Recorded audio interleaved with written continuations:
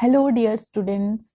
I hope you are studying well, you are not taking stress, and you are very well prepared for your exams. And even if not, there is still time, you can prepare very well for the exams. Okay, so I am CS Anupama Pandey here before you with the revision of chapter number 1 of Basics of Capital Market. So, what I have done is for the subject of securities law and capital market, I have prepared a very summarized notes for all the chapters for your revision purpose from exam point of view.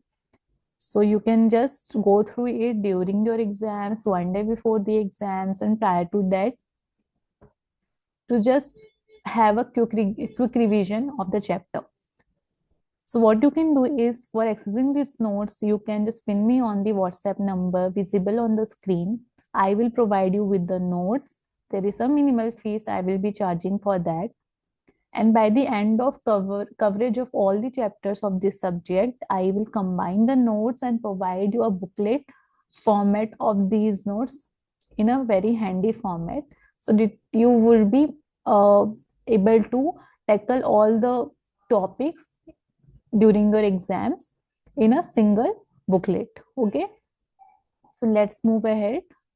Our first topic is regulatory framework. So, what all are the acts which are regulating the stock market, stock exchanges are Securities and Exchange Board of India Act 1992, SEBI Securities Contract Regulation Act 1956, RBI Act, Companies Act, SEBI ICDR, SEBI FPI and AIF Regulation 2019 and 2012 respectively.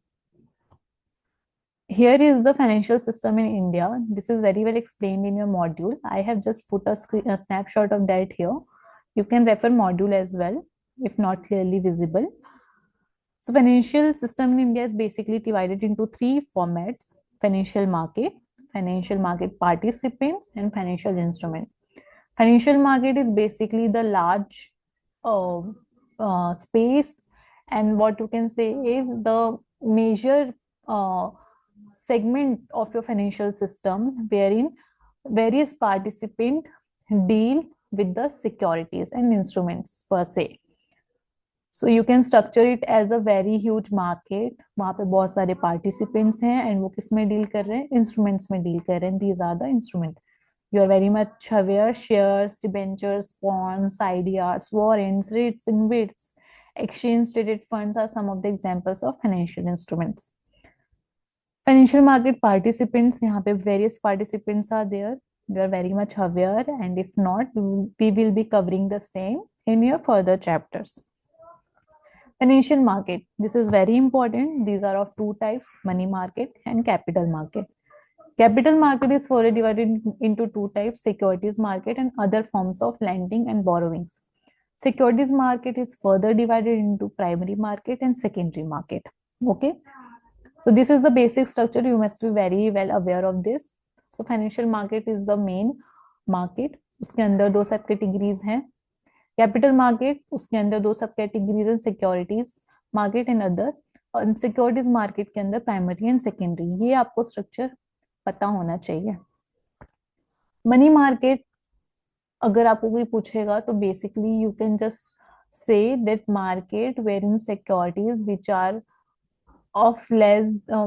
are up to 1 year to less than 1 year are dealt with for the short term objectives.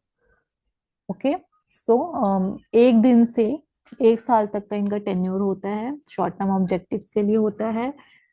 Company use करती है इनको अपने मतलब operational objectives you can say उनको meet out करने के लिए. इसके एग्जांपल्स क्या क्या हैं? Commercial paper, certificate of deposit, treasury bill, bills of exchange etcetera. Financial market in India, यहाँ पे एक बेसिक इंट्रोडक्शन दिया हुआ है मैंने, वो आप एक बार पढ़ लेना. This is very basic and generic. आपको पता होना चाहिए कि बहुत पुराना है मार्केट, हमारा 200 साल से पुरानी इसकी हिस्ट्री है.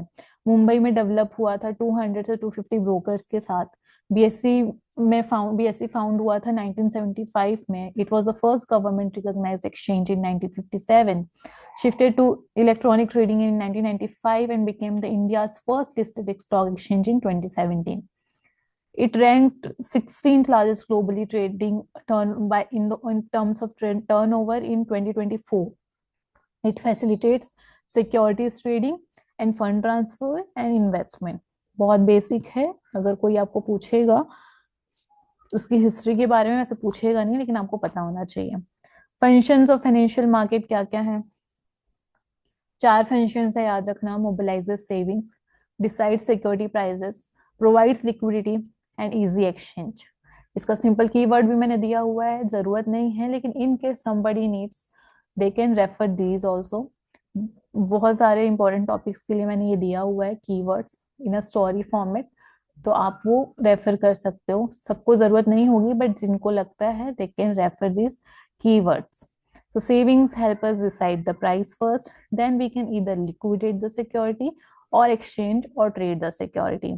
तो इनसे क्या हो रहा है, इन सबके ऑब्जेक्टिव्स हमको पता चल रहे हैं। सेविंग्स मतलब mobilises savings, help us decide the price, prices decide होते हैं on the basis of demand and supply in financial market.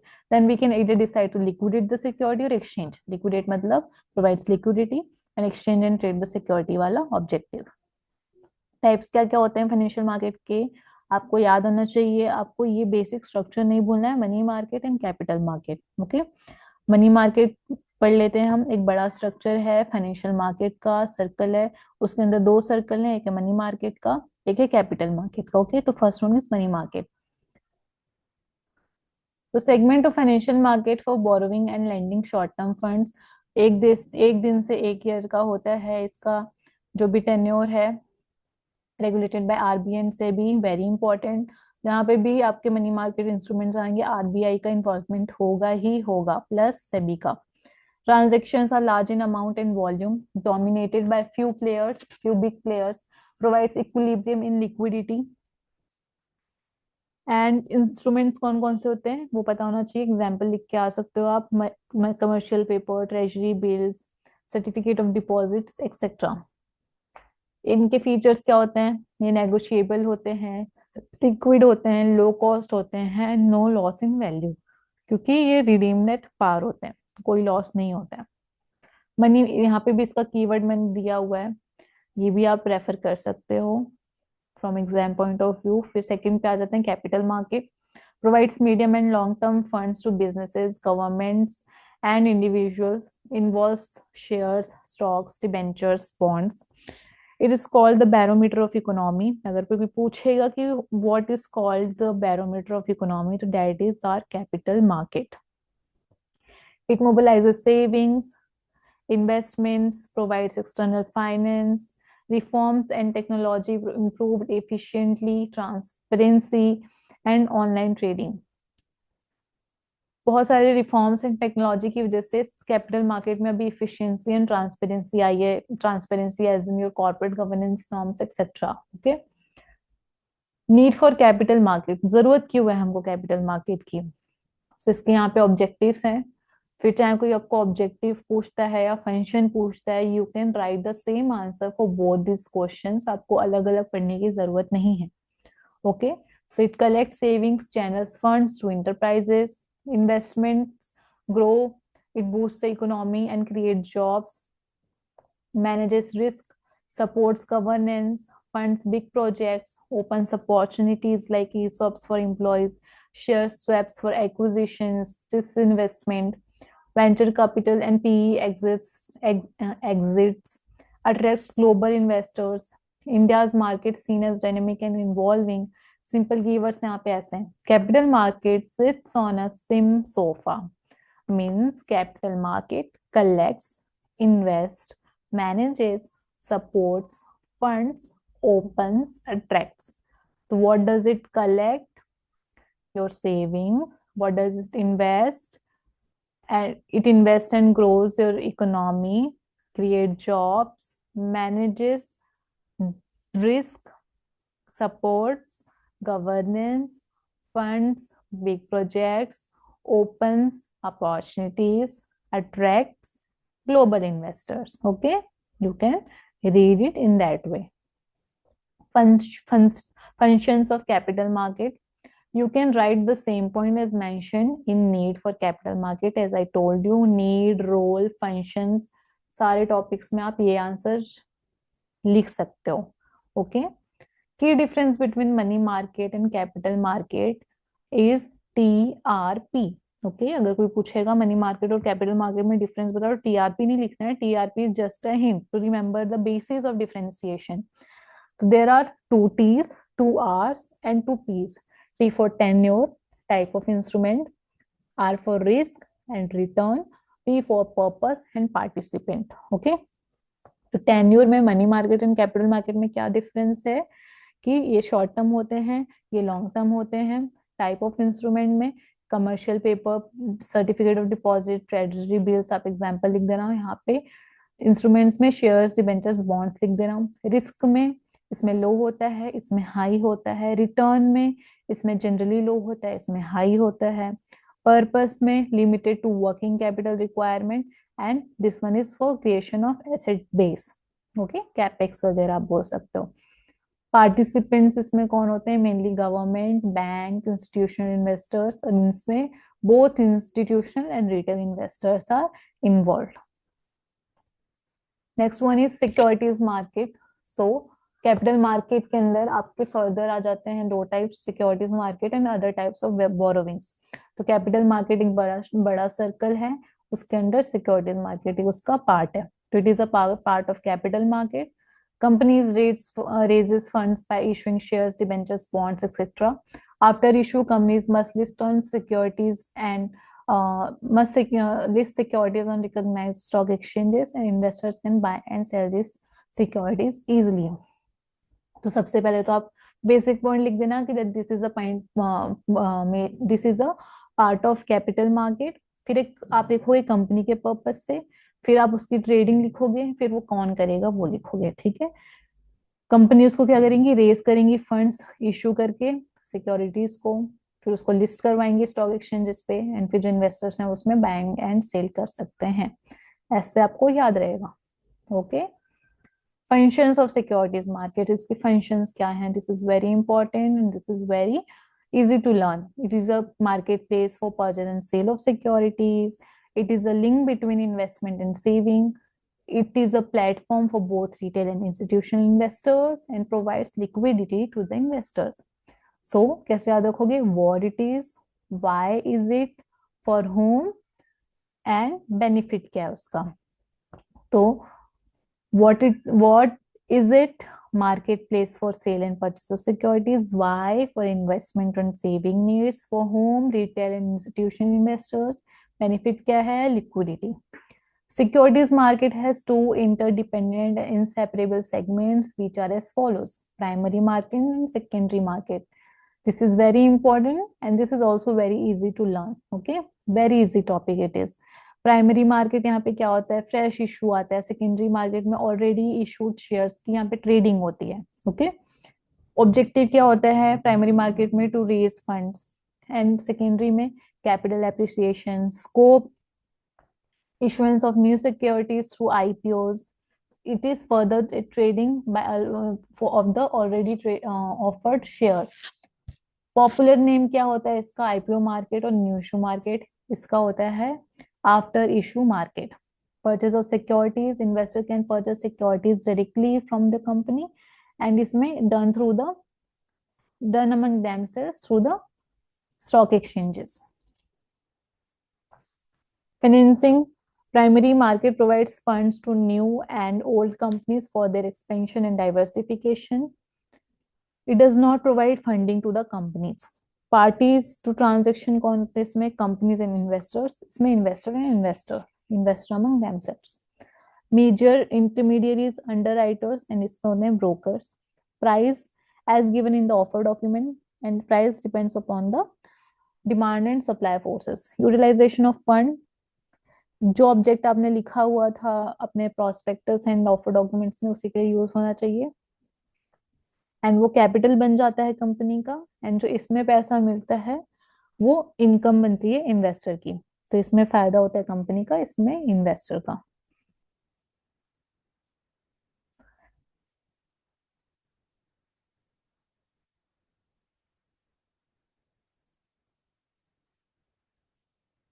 So next is Regulatory framework for securities market. Capital market has three guardians: Ministry of Finance, SEBI and RBI.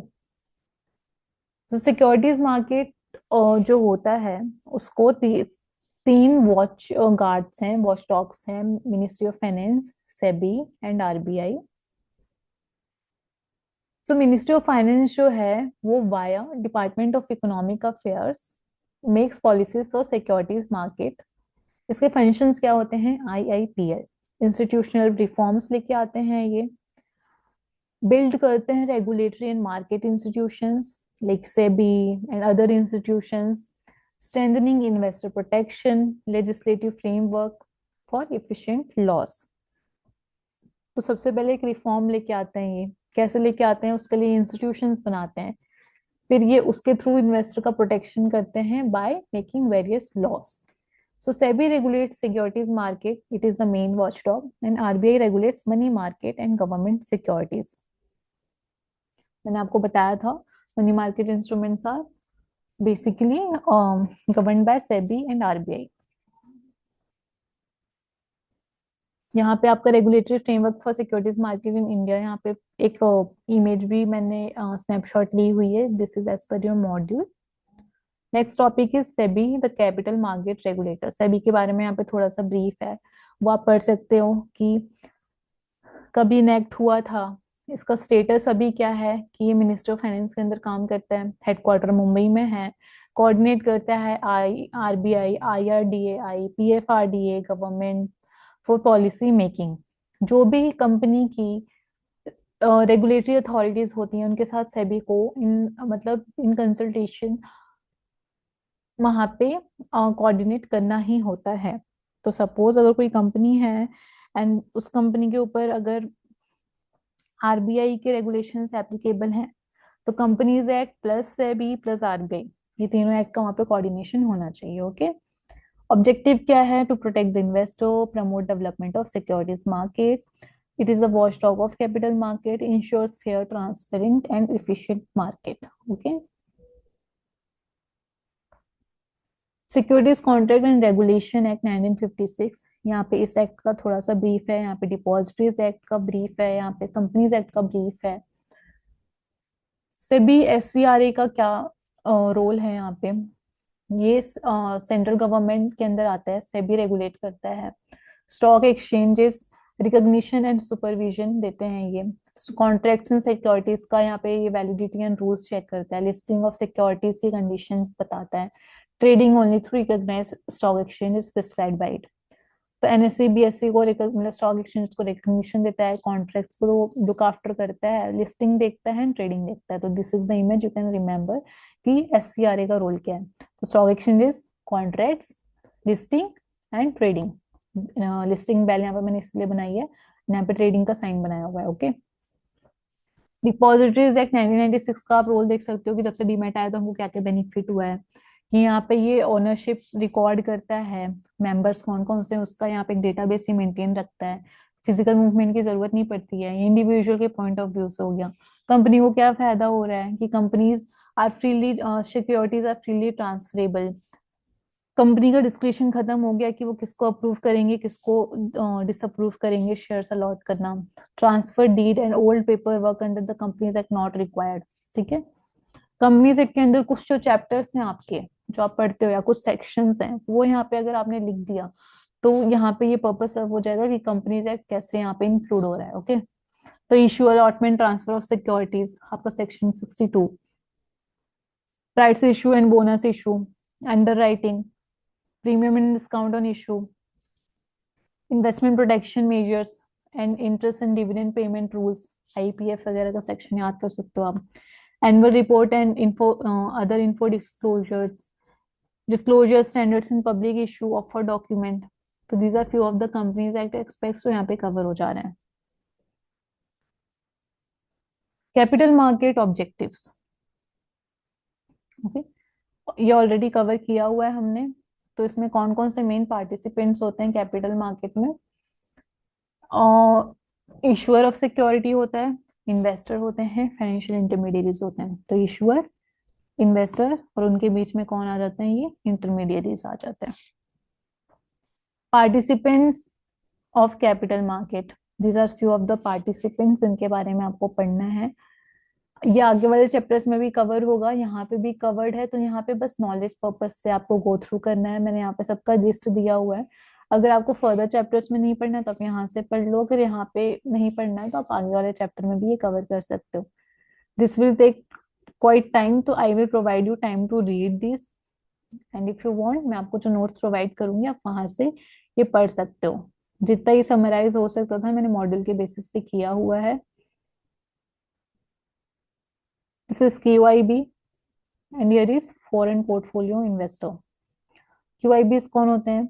ये large investment institutions होते हैं। जब भी आपने देखा होगा, आप IPO के लिए अप्लाई करते होगे, जब भी आप देखते हो कि कितना ओवर सब्सक्रिप्शन चल रहा है, आप देखते हो कि QIBs ने कितना पैसा लगाया हुआ है, क्योंकि इनको बहुत अच्छी नॉलेज होती है, they come up with the expertise.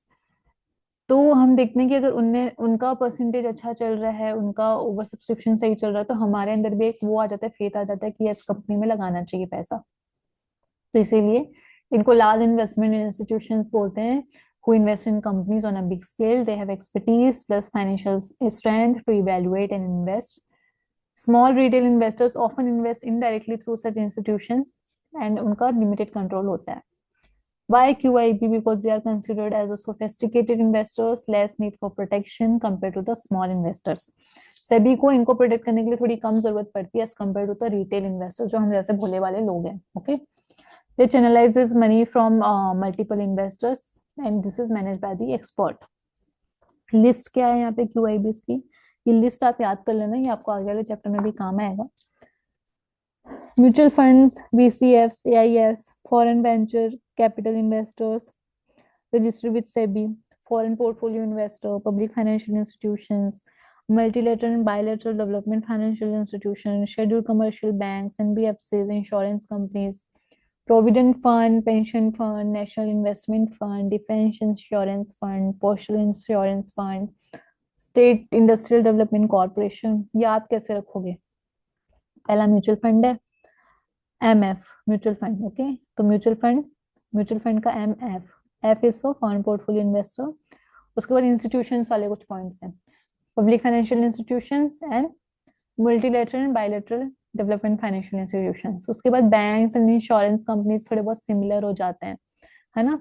उनसे रिलेटेड बैंक्स मतलब schedule commercial bank, systematically important NBFCs and insurance companies. Okay, and उसके बाद दो कुछ फंड्स वाले पॉइंट्स आ जाएंगे। दो फंड्स वाले पॉइंट लेना, provident fund and pension fund. उसके बाद चार फंड जो है वो गवर्नमेंट रिलेटेड है, ठीक है, like national investment fund, defence insurance fund, postal insurance fund, this is also government related, state industrial development corporation. ऐसे you can just recall all the QIBs, because ये बाय हार्ट आपको तभी होएगा जब आप इसको कुछ ट्रिक्स के साथ याद करोगे, because this is very important and आपको सारे नाम याद नहीं रह सकते, you will just forget eventually. This is one of the way I just told you to recall all the QIBs covered in this chapter.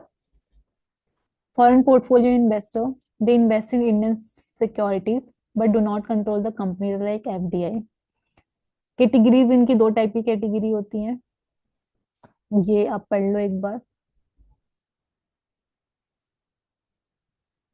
मैंने पॉज किया हुआ है। यू विल गेट थोड़ा सा clarity with respect to the categories.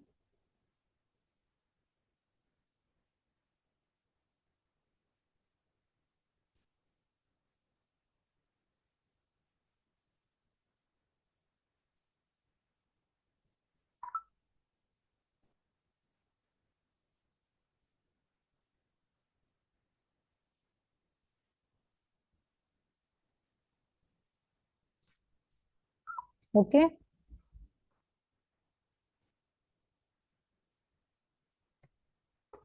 Next है alternative investment fund. So students, alternative investment fund was quite a larger topic, बहुत बड़ा topic था। तो मैंने क्या किया हुआ है कि बड़े टॉपिक्स का यहाँ पे जिस्ट मैंने आपको प्रोवाइड किया हुआ है वर्ड फॉर्मेट में, जिसको मैंने यहाँ पे मर्ज किया हुआ है। ओके, तो you can just refer these notes as well.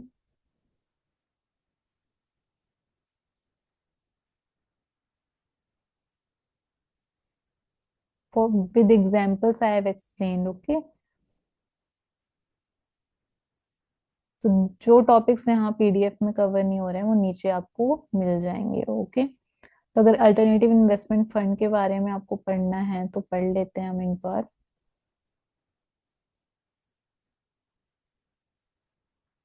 Privately pooled investment fund होता है ये, कलेक्ट करता है money from Indian foreign investors under defined investment policy which is not covered in the SEBI mutual fund shares regulations और any other sectoral regulator. इसका regulation SEBI alternative investment fund regulation 2012 है। Exclusions इसमें क्या क्या हो जाते हैं, कौन कौन एआईएफ ट्रीट नहीं, जिस क्या क्या चीजें हैं जिनको एआईएफ जैसा ट्रीट नहीं किया जाएगा। फैमिली ट्रस्ट हो गए, ESOPs हो गए, एम्प्लॉय वेलफेयर ग्रेचुटी ट्रस्ट हो गए, holding companies, SPV special purpose vehicles, fund manage by securitisation reconstruction companies etcetera. Examples इनके क्या क्या है यहाँ पे, venture capital fund, hedge fund, private equity fund, debt fund, commodity fund. Investors कौन कौन से होते हैं इसमें, high net individual, high net इंडिविजुअल, HNI, corporates and large institution. Scheme क्या होती है, one AIF can launch multiple schemes, एक एआईएफ के अंदर बहुत सारे स्कीम्स लॉन्च कर सकते हो। इसकी कैटेगरीज यहाँ पे 3 टाइप की होती हैं that you can go through.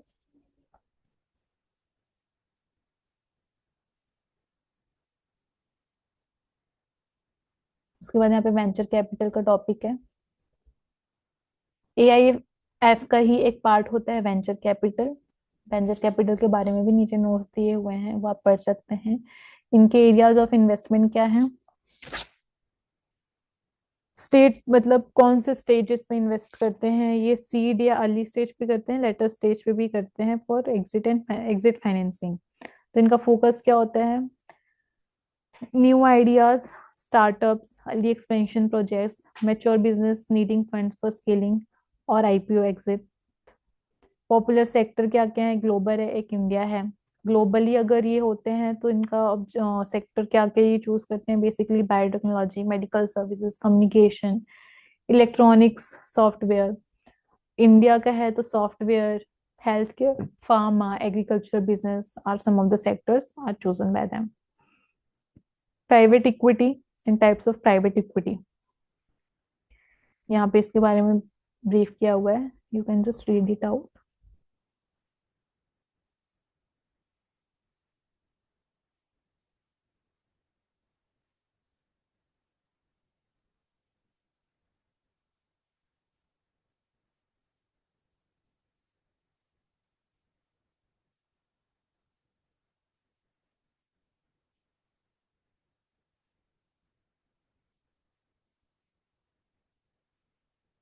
Angel fund is the next topic.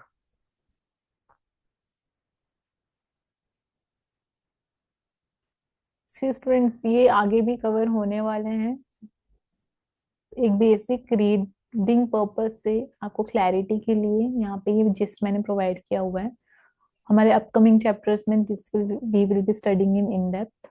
Okay, and you can refer these notes for there as well. Okay, you can just take a screenshot of these if you want. Anchor investor भी मैंने नीचे cover किया हुआ है, वो पढ़ लेते हैं हम, that is important. Anchor investor,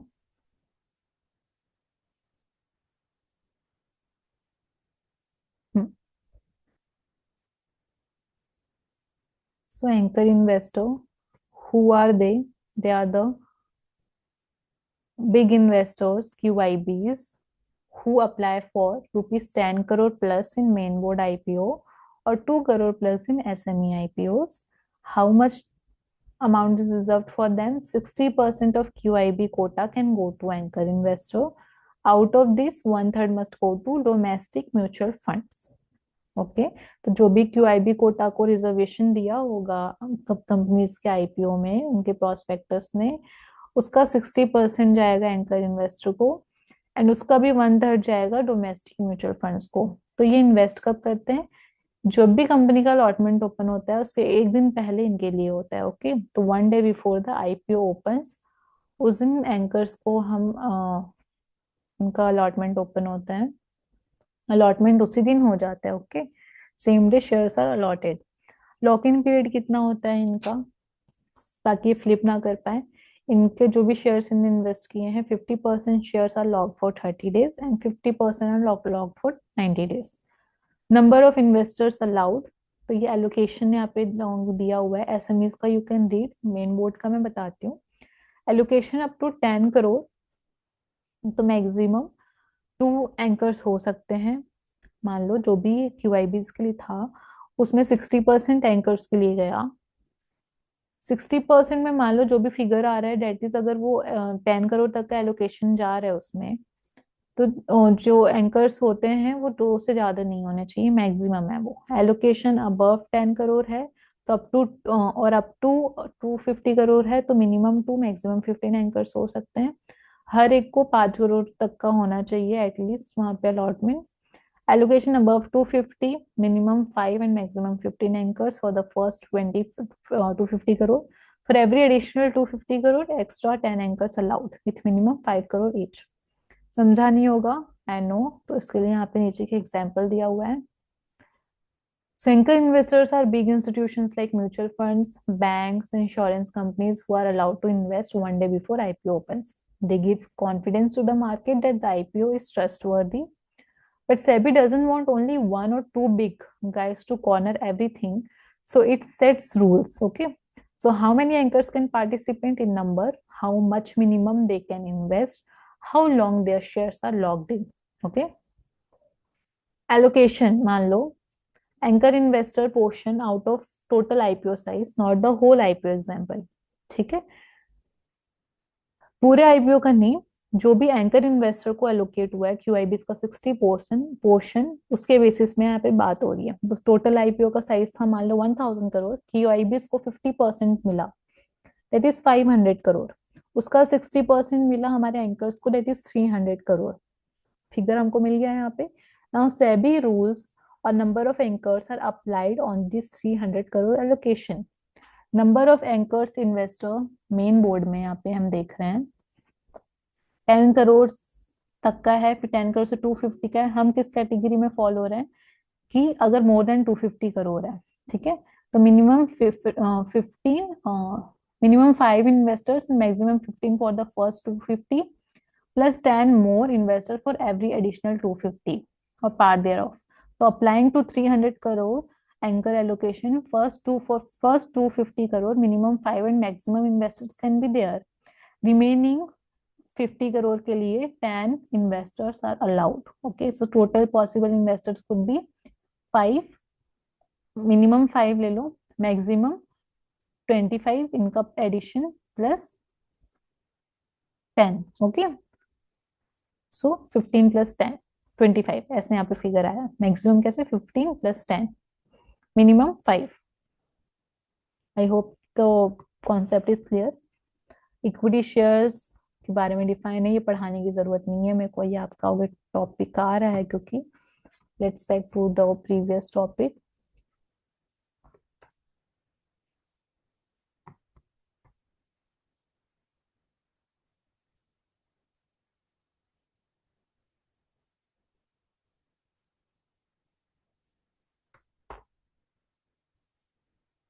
Private equity, angel fund, and just go through it. Anchor investors we just studied. High net worth individuals के बारे में आप पढ़ लो, this is also important. Anchor investor and high net individuals are quite important. ये कौन होते हैं, individuals with large investable surplus net worth. इनका कोई ग्लोबल डेफिनेशन नहीं है, कंट्री टू कंट्री डिफर करता है। इंडियन कॉन्टेक्स्ट में इमर्जिंग एचएनआईज होते हैं और नॉर्मल एचएनआईज होते हैं। इमर्जिंग कौन होते हैं, जो 25 लाख से 2 करोड़ तक का इन्वेस्टेबल सरप्लस रखते हैं। नॉर्मल एचएनआईज कौन होते हैं, जो more than 2 crore investable surplus रखते हैं। इनका इन्वेस्टर क्लासिफिकेशन कैसे होता है आईपीओ कॉन्टेक्स्ट में। अगर एप्लीकेशन मोर देन 2 लाख तक का है तो रिटेल, अप टू 2 लाख तक का है तो दैट इज रिटेल इन्वेस्टर। अगर उससे ज्यादा क्या है तो वो एचएनआई में आएगा या तो नॉन इंस्टीट्यूशनल इन्वेस्टर में आ जाती है उनकी category. Okay, this is important from your IPO point of view. Note, there is no single standard definition. Categorization differs depending upon the financial market. And IPO के context में 2 लाख वाला criteria याद रखना, up to 2 lakh है तो they are retail, उससे ज्यादा है तो दे आर इधर नॉन इंस्टीट्यूशनल इन्वेस्टर्स और high net worth individuals. Pension fund basic topic है, you can just read it out.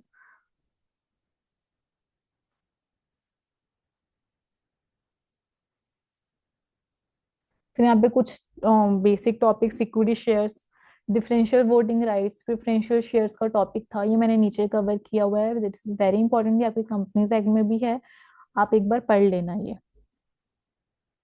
Debentures में नहीं पढ़ाऊंगी, this is also you can go through it by yourself. Categories of debentures आपको पता है, पढ़ाने की जरूरत नहीं है, very basic topic. Optionally fully convertible debentures, ये पढ़ लेना। There are few other bonds which I have defined in here. Just give it a read and you will understand the topic. And अगर आएगा, see the structure is, आपको हर topic पढ़ा हुआ होना चाहिए so that एग्जाम में अगर कोई भी क्वेश्चन आए you will be able to write those answers on the basis of reading you had of that topic.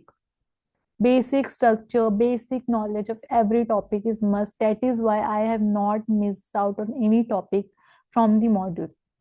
State exam में कुछ भी क्वेश्चन आ जाए, आपको पता हो कि हाँ एटलीस्ट होता क्या है, and you can elaborate that on the basis of other knowledges which you have on that particular topic. Okay,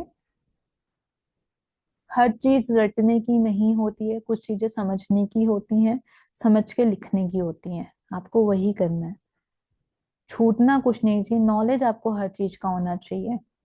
आपको याद हर चीज रहे वो पर्पस नहीं है, आपको नॉलेज हर चीज का हो वो हमारा पर्पस होना चाहिए। Okay, exam is all about having the knowledge of each and every topic, not getting perfect in few of the topics. Okay, that is not how someone clears the exam. Okay, this is very professional exam of yours and this is our purpose.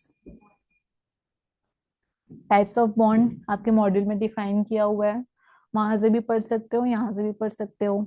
आईडीआरस, very interesting topic and very easy to learn, very easy to remember, very easy to grasp. Okay,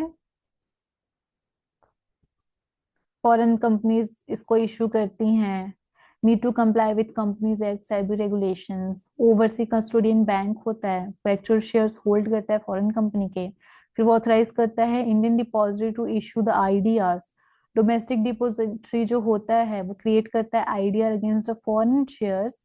IDRs are denominated in INR. It acts as an intermediary between foreign company and Indian investor. कौन? Domestic depository हमारा। Indian investors में क्या करते हैं, subscribe करते हैं, receive करते हैं dividend. IDRs are derivative instruments. Currency risk exists due to foreign underlying shares. Regulatory reference क्या क्या होता है इसमें, companies act, SEBI registration of foreign companies rules, SEBI ICDR etcetera. की एग्जांपल्स क्या क्या हैं इसके, Standard Chartered bank PLC is the only company to have offered IDR in India. foreign currency convertible bonds and foreign currency exchangeable bonds, very easy, very summarized and just format of these topics I have provided you. You can just go through it and आपको very easily you will be able to grasp and understood the topic. Derivatives and warrants. Derivatives आपको पता है, a derivative is a financial contract whose value comes from something else. This is called the underlying asset. Underlying asset can be stock, bond, currencies, commodities, metal, stock, market, indices or other intangible assets. Types of derivatives क्या क्या होते हैं, future options, swaps and others. Futures क्या क्या होते हैं, promise to buy and sell at a fixed price in the future. Option क्या होते हैं, right, it is a right, not an obligation to buy and sell at a fixed price. Swaps, exchange of cash flows और assets होता है इसमें। Legal definition as per SCRA क्या है, a derivative includes security derived from debts, shares, loans or contracts for differences, contract based on the price or index of underlying security. Commutative derivative होता है इसमें, other instruments declared as derivative by the central government. Warrant पढ़ लेना. Warrant is very easy. A warrant is like an option issued by the company.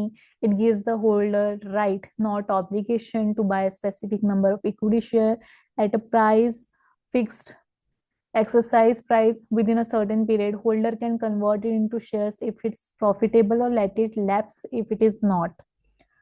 Example, conversion price मान लो 70 है, market price 1110 है, तो वो कन्वर्ट करेगा एंड 40 रुपए का फायदा लेगा. कन्वर्जन प्राइस मान लो 70 है, मार्केट प्राइस 40 है, तो वो कन्वर्ट नहीं करेगा, he will let it lapse.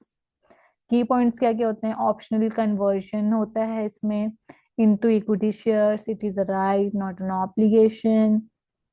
It is governed by SEBI ICDR regulations.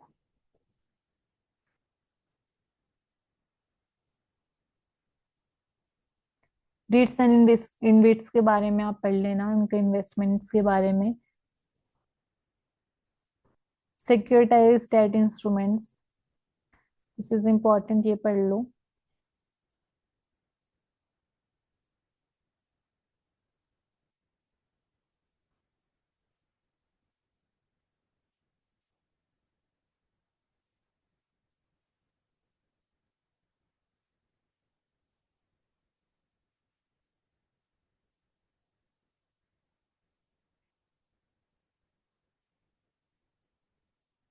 So basically आपका लास्ट टॉपिक है. उसके बाद यहाँ पे AIFs के बारे में हमने पढ़ा था, ये है, ये ब्लैंक पेज है. वेंचर कैपिटल फंड्स के बारे में पढ़ लेना. यहाँ पे मैंने बहुत ब्रीफ में डिफाइन किया हुआ है. एंकर इन्वेस्टर्स के बारे में हमने पढ़ा, उनका एग्जाम्पल पढ़ा. इक्विटी शेयर्स के बारे में वेरी बेसिक, एक बार पढ़ लेना. डिफरेंशियल वोटिंग राइट्स के बारे में भी दिया हुआ है. Difference between equity share and preference share, this is तो वेरी बेसिक है, पढ़ाने की भी जरूरत नहीं है, लेकिन ठीक है, अगर आपको अपने लिए क्लैरिटी चाहिए है तो you can just go through it. यहाँ पे kinds of preference shares, this is from the modules only. And yes, we are done with the chapter number 1. I hope आपको पीपीटी बहुत ज़्यादा हैंडी लग रही है, and this is very handy. You can just contact me on this number, and not only for the notes, you can just contact me for any other assistance you want with respect to your exam. I will be there to help you out in any way possible. And have a happy studies. I know festives चल रहे हैं, थोड़ा सा FOMO हो रहा होगा, but कोई नहीं. Post exams this won't even matter, and you can just have a good festive next year with your exams cleared. Okay, so all the very best for your studies, and we will be coming up with next videos for the other chapters and other subjects as well. So keep it up. Bye.